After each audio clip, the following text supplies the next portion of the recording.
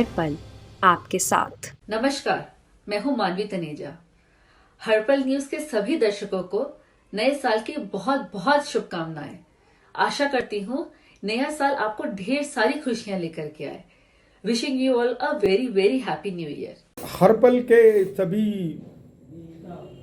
दर्शकों को नया साल बहुत बहुत मुबारक हो और 2022 आपके लिए शुभकामनाएं मेरे तरफ से और सुख और शांति लाए। हर पल न्यूज और तरक्की करे, यही शुभकामनाएं। हर पल न्यूज के माध्यम से आप सभी बंधु बांधवों के लिए नए वर्ष की हार्दिक शुभकामनाएं। आने वाला वर्ष आपके लिए सुख समृद्धि प्रदान करे, खुशियां प्रदान करे। पुनः आपको हार्दिक शुभकामनाएं।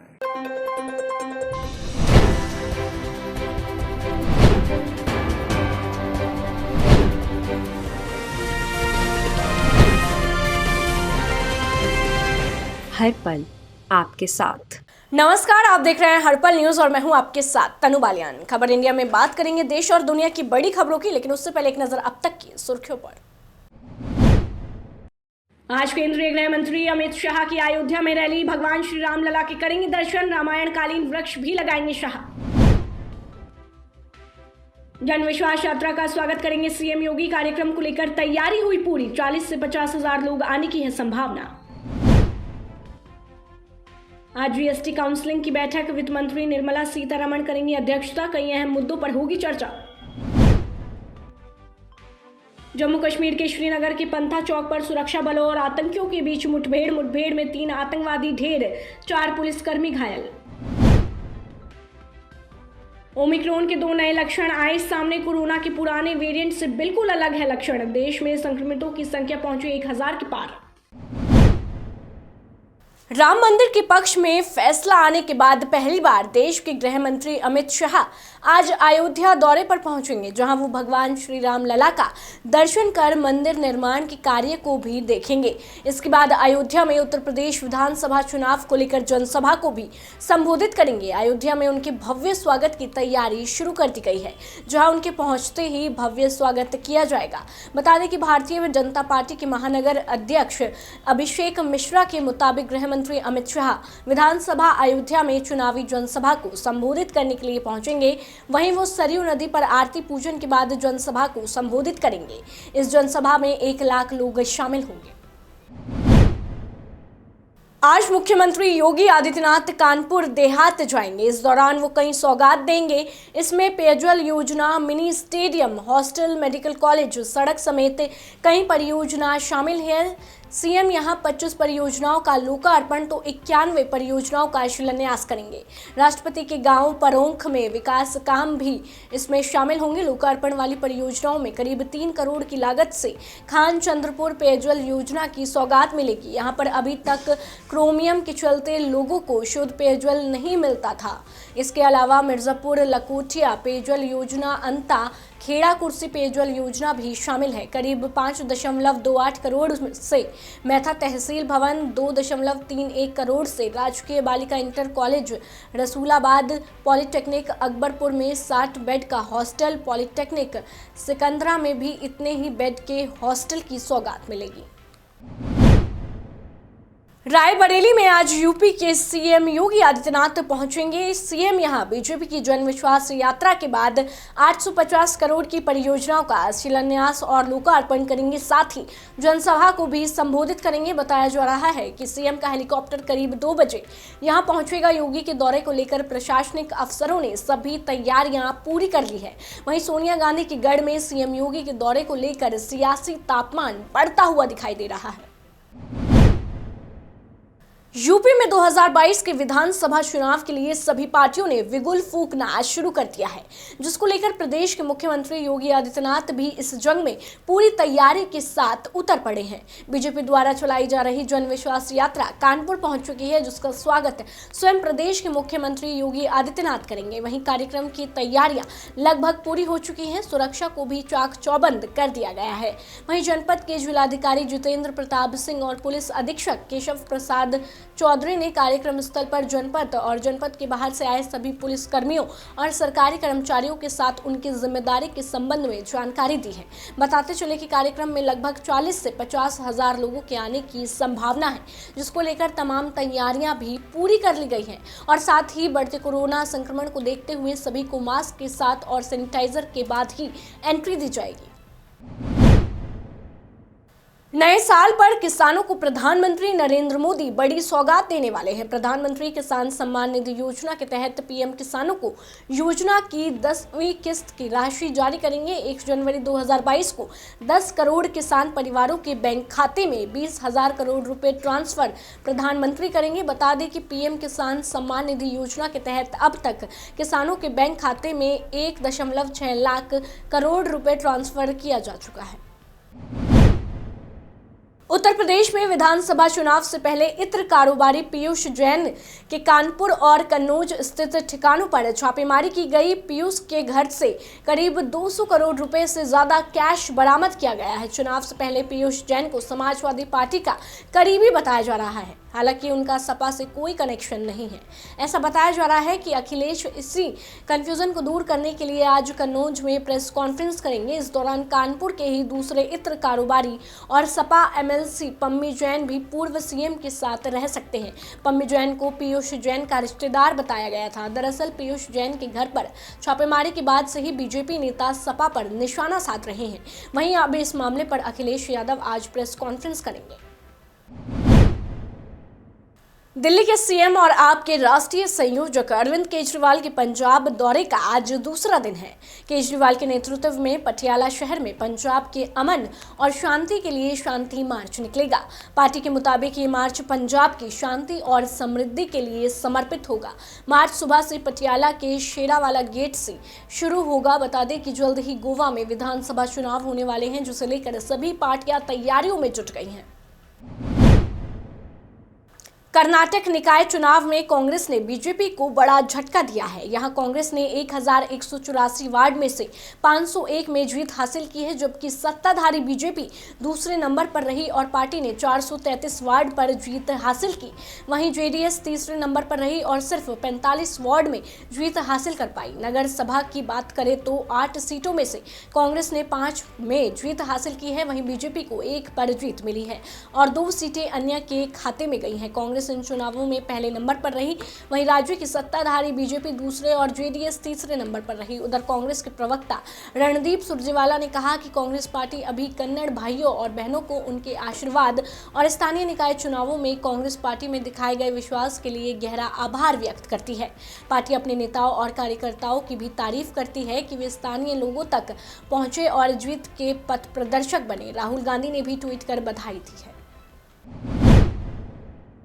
कर्नाटक के सीएम बसवराज बोम्मई ने कन्नड़ समर्थक संगठनों से आज निर्धारित राज्यव्यापी बंद वापस लेने की अपील की है। ये संगठन महाराष्ट्र एकीकरण समिति की गतिविधियों पर पूर्ण प्रतिबंध लगाने की मांग कर रहे हैं। बोम्मई ने कहा कि वो पहले ही कन्नड़ विरोधी ताकतों के खिलाफ कार्रवाई कर रहे हैं और उनके प्रतिबंध संबंधी मांग के कानूनी पहलुओं पर विचार कर रहे हैं। बता दें कि महाराष्ट्र एकीकरण समिति लंबे समय से बेलगावी में मराठी भाषी क्षेत्रों का महाराष्ट्र में विलय करने का अभियान चला रहा है। जम्मू कश्मीर के श्रीनगर में गुरुवार रात सुरक्षा बलों और आतंकवादियों के बीच मुठभेड़ हुई। इस दौरान 3 आतंकियों के मारे जाने की खबर सामने आई है। वहीं मुठभेड़ के दौरान 4 जवान भी घायल हुए हैं। इस बात की जानकारी पुलिस ने दी है। वहीं सुरक्षा बलों और पुलिस की कार्रवाई में बीते 24 घंटे में 9 आतंकवादी मारे गए हैं। इससे पहले दक्षिण कश्मीर के 2 जिलों में भी 6 दहशतगर्दों को ढेर किया गया था। श्रीनगर में गुरुवार को आतंकियों के खिलाफ चलाई जा रही सुरक्षा बलों की मुहिम पूरी हो गई है। इस दौरान 3 आतंकवादियों को ढेर किया गया है। केंद्रीय राज्य मंत्री अनुप्रिया पटेल कानपुर पहुंची, जहां उन्होंने मीडिया से बात करते हुए कहा कि अपना दल और बीजेपी ने साथ मिलकर हमने विकास के काम किए हैं और उत्तर प्रदेश के होने वाले विधानसभा चुनाव में भी अपना दल और बीजेपी साथ चुनाव लड़ेगी, लेकिन अभी सीटों के बंटवारे को लेकर बातचीत चल रही है। जल्द ही इस पर फैसला होगा। उसके बाद उन्होंने कहा कि विपक्षी दल विकास कार्यों को अपने द्वारा किए गए शिलान्यास बता रहे हैं, लेकिन हमारी सरकार जो इस कार्य का शिलान्यास कर रही है उसे पूरा भी करा रही है और पिछली सरकारों से छूटे कार्यों को भी पूरा कर रही है। यूपी के कौशाम्बी में पिछड़ा वर्ग सम्मेलन का आयोजन किया गया, जहां बीजेपी के प्रदेश अध्यक्ष स्वतंत्र देव सिंह चौयल विधानसभा पहुंचे, जहां प्रदेश अध्यक्ष ने जनसभा को संबोधित करते हुए कहा कि बीजेपी ने कौशाम्बी में विकास के तमाम कार्य किए हैं। साथ ही स्वतंत्र देव सिंह ने आगामी विधानसभा चुनाव का भी जिक्र किया और कहा कि उत्तर प्रदेश में 2022 विधानसभा चुनाव जातिवाद परिवारवाद का चुनाव नहीं है, बल्कि ये चुनाव राष्ट्रवाद का चुनाव है। इसके साथ ही उन्होंने विपक्ष पर भी कर प्रहार किया और कहा कि 2017 से पहले जब प्रदेश में योगी जी की सरकार नहीं थी, तब बिजली का तार पकड़ने से करंट नहीं लगता था, बल्कि बिल पकड़ने से करंट लगता था। 2017 से पहले शाम 6 बजे ही प्रदेश में हमारी बहन बेटियों को गुंडे उठा ले जाते थे, उनकी स्कूटी छीन ली जाती थी। लेकिन वहीं जब से प्रदेश में योगी जी की सरकार आई है, तब से उत्तर प्रदेश में राम राज है और हमारी बहन बेटियां सुरक्षित है और इसके साथ ही अपराध पर भी अंकुश लग गया है। जब भी चुनाव आते हैं तो चुनाव आयोग मतदाताओं को जागरूक करने के लिए विभिन्न अभियान चलाकर लोगों को जागरूक करने का काम करता है। वहीं 2022 के विधानसभा चुनाव नजदीक हैं, तो एक बार फिर से चुनाव आयोग लोगों को जागरूक करने के लिए जनपद में एलईडी वैन शुरू की गई है, जो कलेक्ट्रेट स्थित तहसील सदर सभागार से रवाना हुई, जिसमें एसडीएम किंशुक श्रीवास्तव ने बताया कि मतदाताओं की जागरूकता के लिए एलईडी वैन के माध्यम से और ईवीएम मशीन से किस तरीके से वोट डाली जाती है, उसके प्रति जागरूक किया जाता है। बजरंग दल हमेशा किसी न किसी वजह से चर्चा में बना रहता है।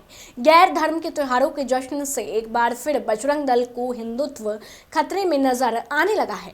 वाराणसी में अभी 25 दिसंबर क्रिसमस को बजरंग दल ने चर्च के बाहर धर्मांतरण के खिलाफ हनुमान चालीसा का पाठ किया था, तो वहीं अब बजरंग दल ने नववर्ष का जश्न न मनाने की चेतावनी दी है। आपको बता दें कि हिंदू संगठन ने शहर के मॉल और रेस्टोरेंट के बाहर पोस्टर लगा दिए हैं। पोस्टर में लिखा है, नए साल का जश्न मनाना सनातन परंपरा के खिलाफ है। वाराणसी के कंटेनमेंट इलाके में बजरंग दल के कार्यकर्ताओं ने इलाके के मॉल, रेस्टोरेंट और होटलों के बाहर चेतावनी भरे पत्र लगाने शुरू किए हैं। बजरंग दल का कहना है कि काशी में दुनिया के लोग यहां धर्म, ज्ञान, अध्यात्म और मोक्ष के लिए आते हैं।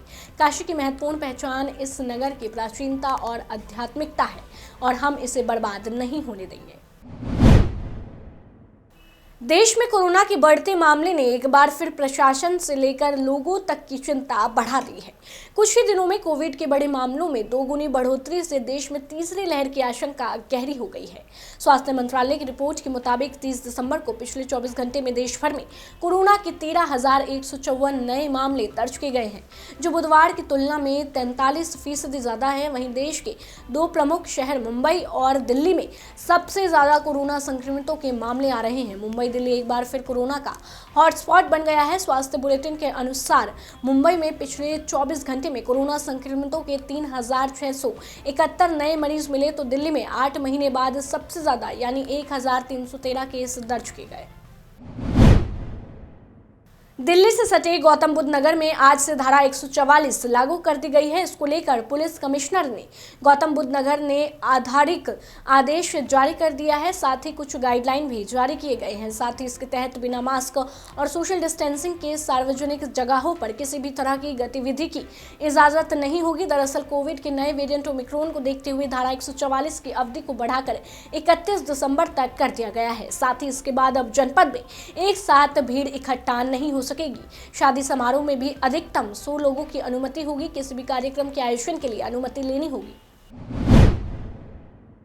कोरोना के नए वेरिएंट ओमिक्रॉन के तेजी से बढ़ते मामले चिंता बढ़ाने वाले हैं। राज्यों में पाबंदियों का दौर शुरू हो चुका है। देश में कई राज्यों ने अपने अपने कोरोना की गाइडलाइंस कड़ी कर दी है। जानकारी के लिए बता दें कि डेल्टा की तुलना में ओमिक्रॉन भले ही हल्का हो, लेकिन इसकी संक्रमकता दर बहुत ज्यादा है और कोई भी इसकी चपेट में आसानी से आ सकता है। डेल्टा की तुलना में ओमिक्रॉन के लक्षण भी अलग है। हेल्थ एक्सपर्ट्स कोरोना के लक्षणों पर विशेष ध्यान देने की सलाह दे रहे हैं, ताकि समय रहते इसे बढ़ने से रोका जा सके। एक्सपर्ट्स ने लोगों को अपनी स्किन पर ध्यान देने की सलाह दी है। उनके रिसर्च से पता चला है कि एक लक्षण ऐसा भी है जिस पर लोगों का ध्यान नहीं जाता। इस लक्षण से स्किन पर रैशेज हो सकते हैं। ZOE कोविड लक्षण स्टडी ऐप के अनुसार ओमिक्रॉन से संक्रमित ज्यादातर लोगों ने स्किन पर चकत्ते की शिकायत की है। एक्सपर्ट्स का कहना है कि ये एक प्रमुख लक्षण है और इसे बिल्कुल भी नजरअंदाज नहीं करना चाहिए। यूपी में ओमिक्रॉन का 5वां केस सामने आया है। मेरठ में अफ्रीकी देश मालवी से लौटी महिला संक्रमित मिली है। दिल्ली से आई जांच रिपोर्ट में महिला संक्रमित मिली, उसके संपर्क में आए मरीजों के भी सैंपल लिए गए हैं। बता दें कि महिला पिछले हफ्ते ही मालावी से लौटी थी। महिला की जीनोम सीक्वेंसिंग रिपोर्ट नेगेटिव आई है। कोरोना वायरस के नए वेरिएंट ओमिक्रॉन के खतरे को देखते हुए अलर्ट जारी है। कोरोना के संभावित तीसरी लहर को देखते हुए सरकार और स्वास्थ्य विभाग अतिरिक्त सतर्कता बरत रहा है। कई राज्यों में नाइट कर्फ्यू समेत अन्य प्रतिबंध लगाए गए हैं। इसी क्रम में बिहार सरकार ने कोरोना की बढ़ती केस को देखते हुए सख्ती बढ़ाने का फैसला लिया है। बिहार सरकार के गृह विभाग ने नए साल में चिड़ियाघर समेत राज्य के सभी पार्कों और उद्योगों को बंद रखने के संबंध में आदेश जारी किया है। साथ ही कोरोना प्रोटोकॉल को सख्ती पालन करने की भी बात कही गई है। देश के कई राज्यों में जगह जगह बारिश का आलम है और ठंड से लोगों की हालत खराब है। वहीं चेन्नई शहर में कई स्थानों पर भारी बारिश के बाद करंट लगने से 3 लोगों की मौत हो गई है। वहीं अन्ना नागाटो इलाके में वीआर मॉल की छत का एक हिस्सा भी टूटकर गिर गया। बारिश के चलते सड़कों और निचले इलाकों में पानी भर गया है। सड़कों पर पानी भरने के बाद माउंट रोड स्थित कई इलाकों में घंटों तक ट्रैफिक जाम रहा। भारी बारिश के बीच डैम से 1000 क्यूसेक पानी भी छोड़ा गया है, जिसके बाद चेन्नई में रेड अलर्ट जारी किया गया है। फिलहाल करंट की चपेट में आकर मरने वालों की पहचान हो चुकी है। बताया जा रहा है कि रोयापेट्टा में अन्नादा मुख पार्टी के मुख्यालय में भी पानी पूरे तरीके से भर गया है। पूर्व सांसद और तृणमूल कांग्रेस के नेता अशोक तंवर को बिजली कनेक्शन काटने की चेतावनी दी है। कांग्रेस के नेता अशोक तंवर को डिफॉल्टर मानकर हरियाणा बिजली निगम ने सिरसा के सेक्टर 20 स्थित उनकी कोठी का बिजली कनेक्शन काटने की चेतावनी दी है। हरियाणा बिजली निगम ने 2 दिन में बिजली बिल के 3 लाख रुपए जमा करने की चेतावनी दी है और कहा कि अगर नहीं कराने पर कनेक्शन काटने की कार्रवाई होगी। निगम की कार्रवाई सिर्फ अशोक तंवर के ही खिलाफ नहीं है, बल्कि 75 अन्य पर भी हुई है। 8 के कनेक्शन काटे गए हैं। सिरसा कोर्ट का बिजली बिल भी 2 साल से नहीं भरा गया है।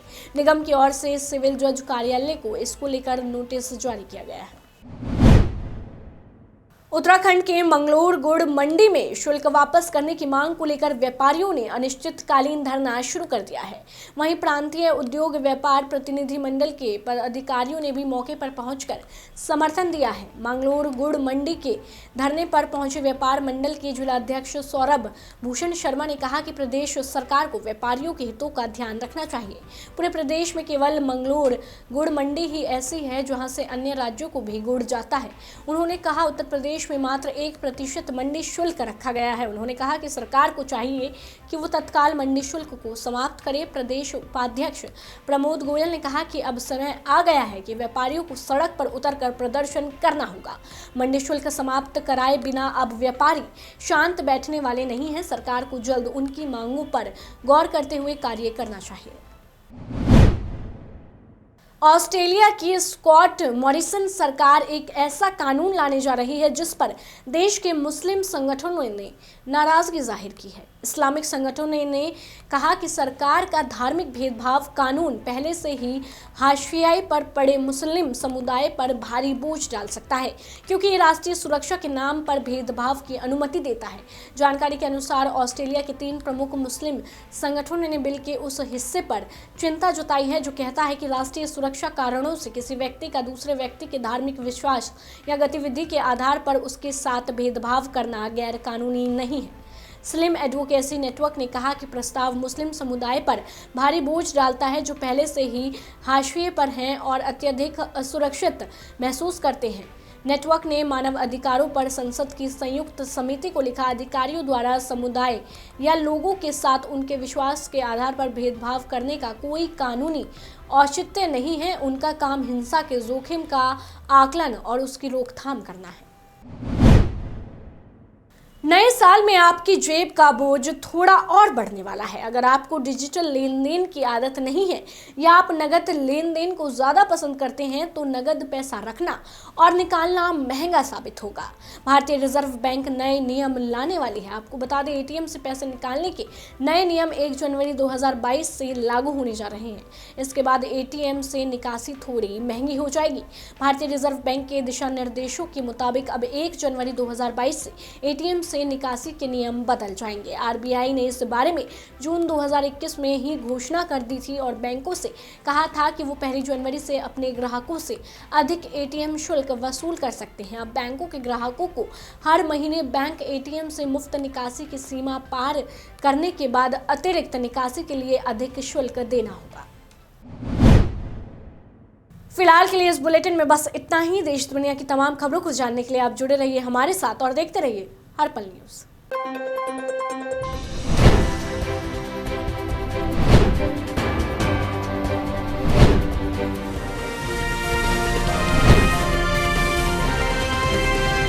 हर पल आपके साथ।